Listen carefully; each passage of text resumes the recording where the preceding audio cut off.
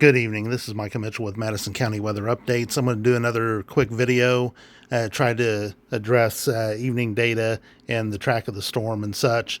I really had wanted to do something earlier, but those of you who don't know, I'm the City of Anderson's Senior Zoning Administrator, so that's job number one. I had to work some overtime tonight to get some things done since I'm taking a vacation tomorrow to cover this storm. So, with that said, I just got a chance to really kind of start going over some things and looking at data and all that kind of stuff, and looking at radar and looking at what's going on down to the southwest and such. So um, here's that. This is an old graphic, but it's covering central Indiana. And so the main thing is we all know we're under winter storm warning. So let's move on. So data changes. Evening, of course, you all know I don't forecast using the models. The models are good for some things, but they're not like what I base my forecast on. They are good visuals, though. So that's usually what I'm doing when I put these on. We're going to take a look at the two main high-res data or models that people are looking at this evening. One is the HRRR model, which is pictured here, the 0Z. And we'll take a look at this. This is at 7 o'clock in the morning. Let me blow this up a little bit. And we can kind of see that to the southeast of Indianapolis, it's got a dry slot. It's got some mixing coming up right along the I-70 corridor, maybe a little bit even into southeastern Madison County. I'm a little bit suspect of how much mixing is really going to be going on and once you get to the north and northwest side of the low. But just know it's possible. You know, there could be an hour or so where there's kind of a lull or we see a little bit of mixing. This is per the HRRR. Again, this is the closest that model has the dry slot and the mixing getting to Madison County. So let's switch over, and here's the NAM 3K. That's the other model that has a big difference between it and the HRRR. And this is the farthest north it gets with the dry slot, and it's really not even a full dry slot, but it's relatively dry. You can see it does a little better. I think the mixing is actually going to be kind of limited.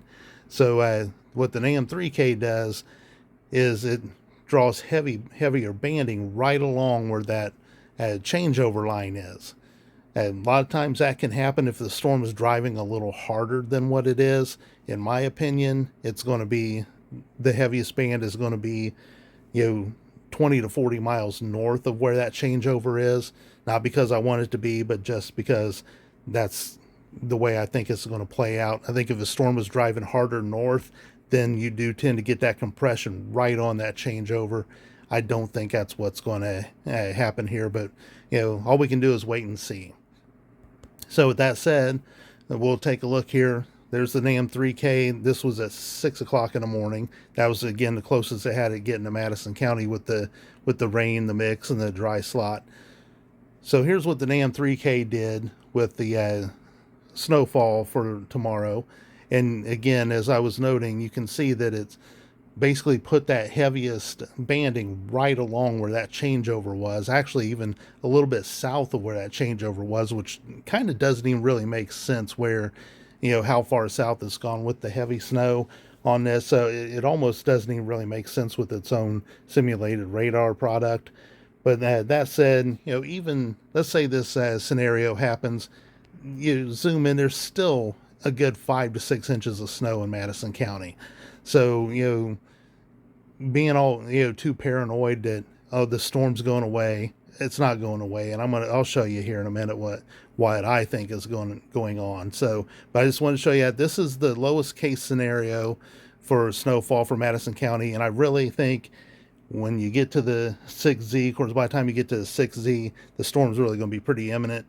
You're going to see that come back north. The NAM 3K is going to recognize, and it's going to come back north. It only adjusts every 6 hours, unlike the HRRR, which adjusts every hour.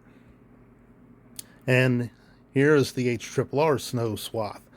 And you can see it pretty well keeps the snow kind of where it was.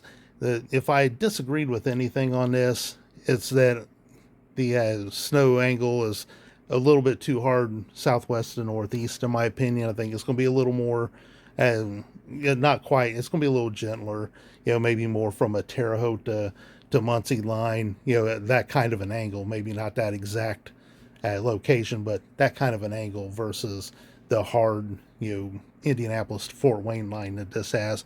But the snowfall amounts I think are about right. I think it's probably cheating Lafayette a little bit, but all things considered, it stayed. I should tell you that these that I'm showing you are with the Kuchera on. And the reason I did that is because with the Kuchera, it is actually factoring in a lower ratio on the snowfall, because the heavy wet snow, as I mentioned earlier, that will compact and won't pile up as high as the fluffy snow will. However, that heavy wet snow also will make the ground get cold a lot faster. It will cool the air as it falls a lot faster. So there's a trade-off there on that. So some overachievement can't be ruled out. And again, the modeling, one's on kind of the low end of what I forecast. This one's closer to the high end of what I forecast. So even with the differences in the models, I'm still pretty happy with what my forecast was. Here's a look at the radar. You can see the spin coming out from down south, and you see a big dry slot. But if you look in southeastern Oklahoma, you can actually see the snow starting to fill in. As this comes farther northeast, it'll access a little more moisture, plus the storms down and coming off of the Gulf Coast. Those will start to die down a little bit and allow some of that moisture to feed farther north as well. Those severe storms can help rob some moisture out of storms, or out of snowstorms. So that's going to start to wind itself down. But even with this big dry slot, and even as warm as it is down south, I was just checking a little while ago, about an hour ago, and the panhandle of Texas, a good swath of Oklahoma, picked up 4 to 8 inches of snow. So it produced down there where it's a lot warmer. So I still think it's going to produce here. And the thing that I wanted to note also is, let me move this. I'm doing this on my phone again, of course. Let me move back so the radar will refresh. You can kind of see that this boundary right here is beginning to drift this way a little bit as it moves north. It's getting into some cooler air. So a lot of this up here on the north end is going to change over to snow here pretty soon as it comes into Indiana. So we're going to have a good, healthy band, and then this whole thing will, this whole low as it comes north will begin to track a little more like that versus just continuing to head, really hard northeast. So I think that's where some of the model discrepancies are, figuring out, one, how much of that dry slot's going to fill in, how far north it's going to come, and then the exact track of the storm. Let me turn this stupid tool off here and be smarter on my phone here. So here was my forecast from, really it's almost identical to what I put out over the weekend, and then I put this out on Monday, and I've left it alone, haven't changed it, not going to change it. I had 4 to 8 inches.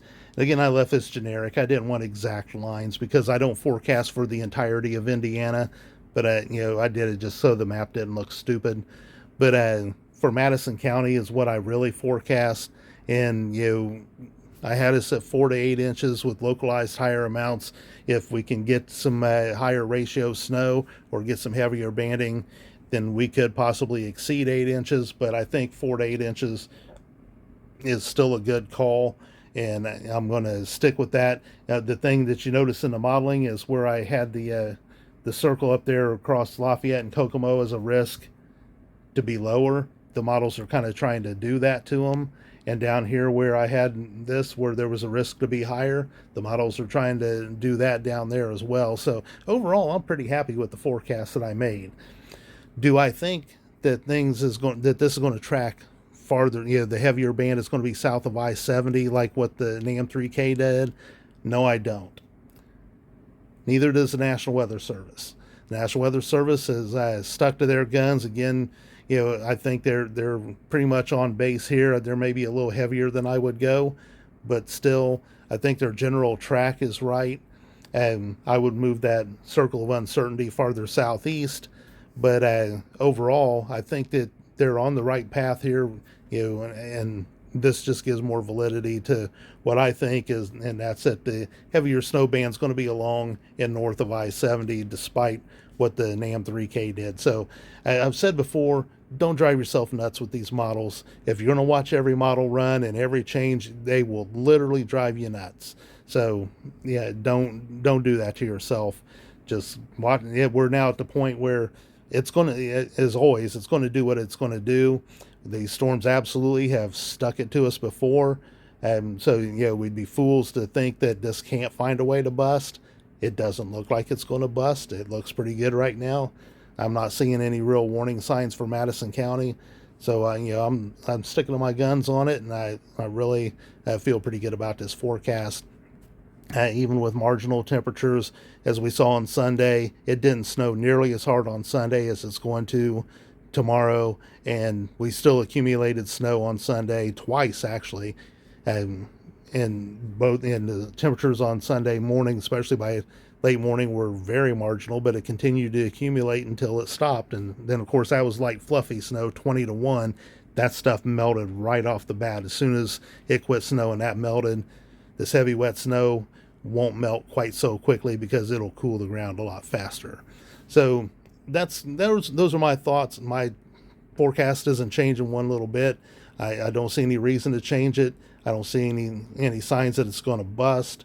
So I'm gone on too long. I'm pushing 12 minutes, and I'm going to start trying to keep my videos shorter because I know I don't have the most enjoyable voice, and some people don't like to hear it this long. So, but I need to cover all of what's going on. So I hope that answers your questions. And now we're just in the wait and see game and see what nature has in store for us. So with all that said, this is Michael Mitchell with Madison County Weather Updates. Thank you very much.